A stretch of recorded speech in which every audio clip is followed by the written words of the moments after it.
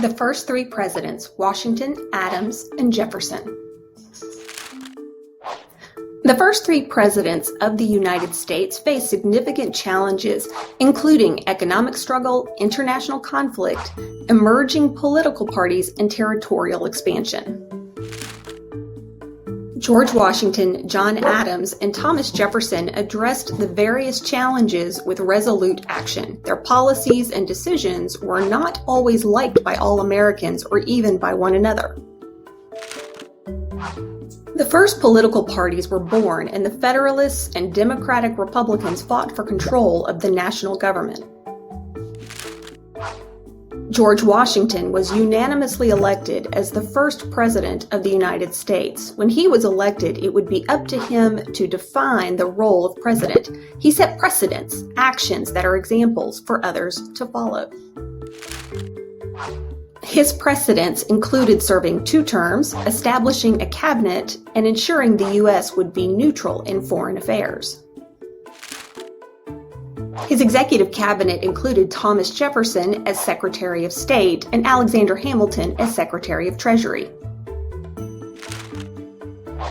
After Washington stepped down, there was a bitter election between Federalist John Adams and Democratic Republican Thomas Jefferson.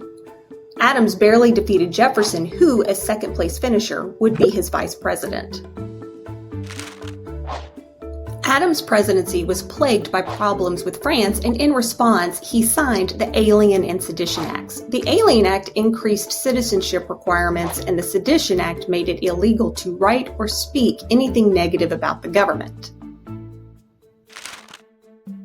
These unpopular laws would be one of the main reasons Adams loses the election of 1800 to Thomas Jefferson. The election of 1800 transferred control of the federal government to Thomas Jefferson and the Democratic Republicans. Jefferson and the Democratic Republicans believed in strict construction of the Constitution, which means the government is only allowed to do what was specifically allowed in the Constitution. This would be a problem for Jefferson when he was offered the chance to buy the Louisiana Territory in 1803.